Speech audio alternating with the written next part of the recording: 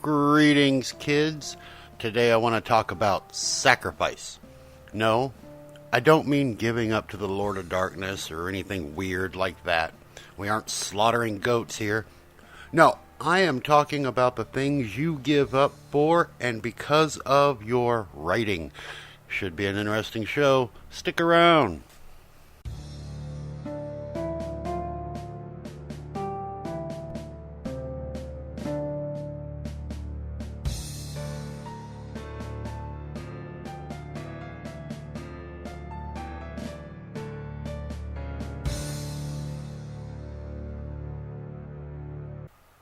As a writer, it is a given that there will be things that we give up.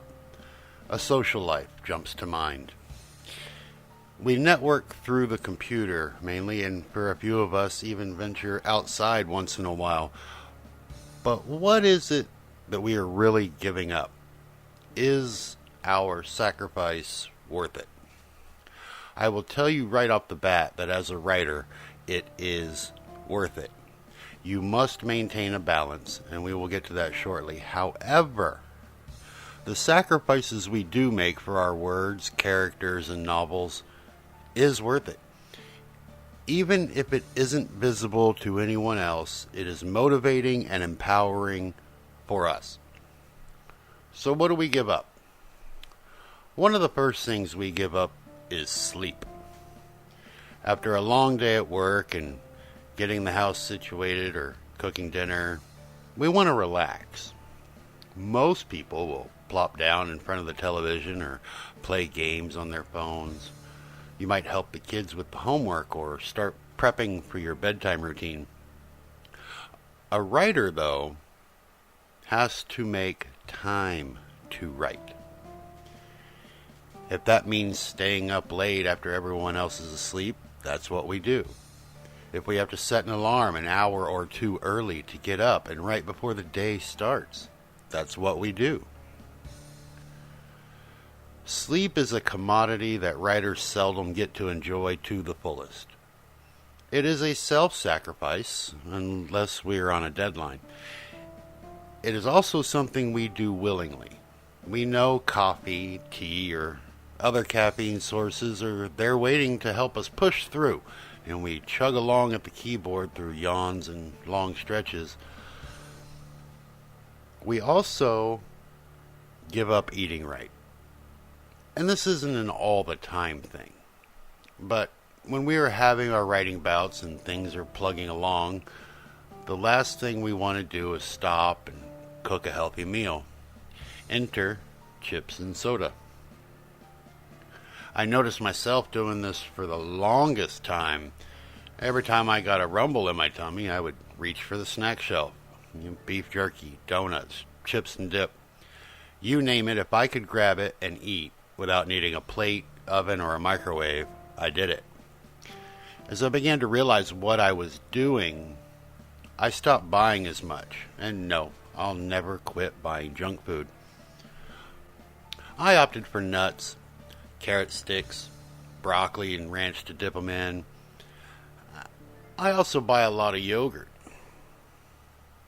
It still isn't a healthy portion and not the most well-rounded meal, but it is a step in the right direction.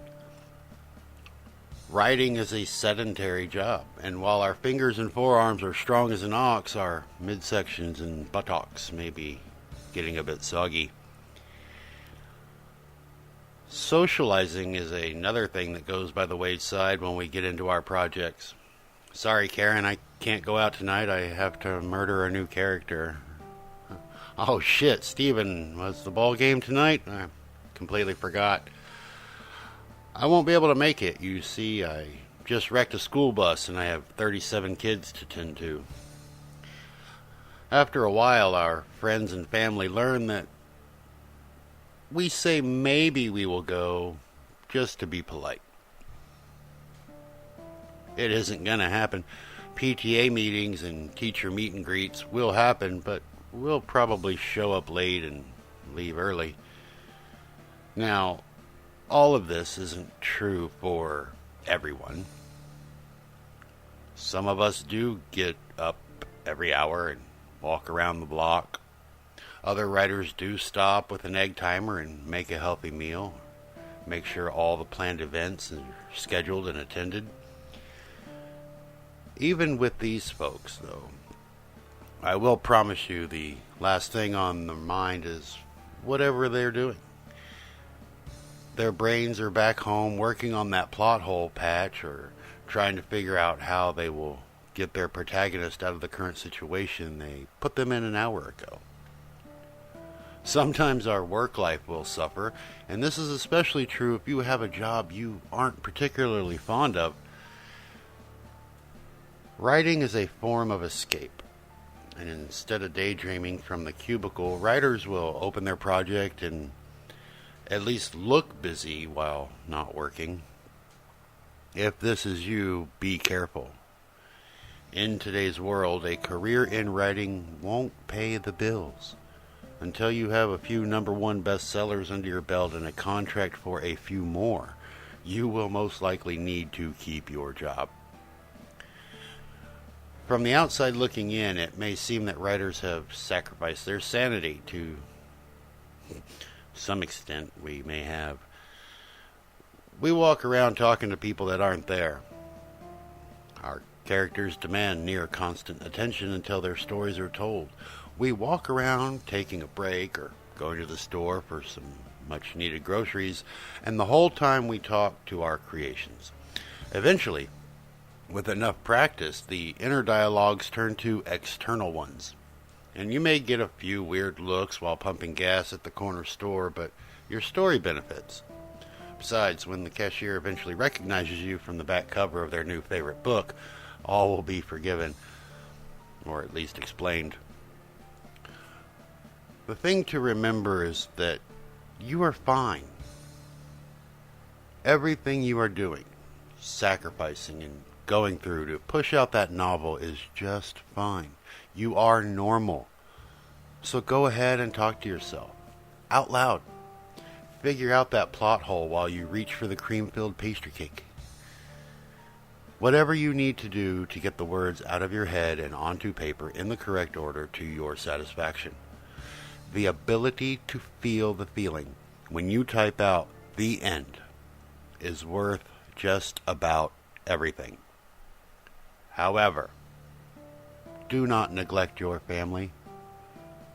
Do not forget to pick up your kids from daycare. And for the love of all that is holy, make sure you take some time once a week to call your mother. The only thing, probably, more important than working out your novel is your family.